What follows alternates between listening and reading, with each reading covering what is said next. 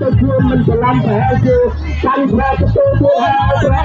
ឆ្លើយតាមខ្ញុំប្រកាសទៅគឺតខ្លួនទៅត្រង់ទៅមកទៅខាងក្រោយខ្ញុំទៅខ្លាំងទៅខាងក្រោយហើយខ្លាំងទៅត្រង់ក៏តាមទៅទៅមកទៅយកជើងជំនះបាន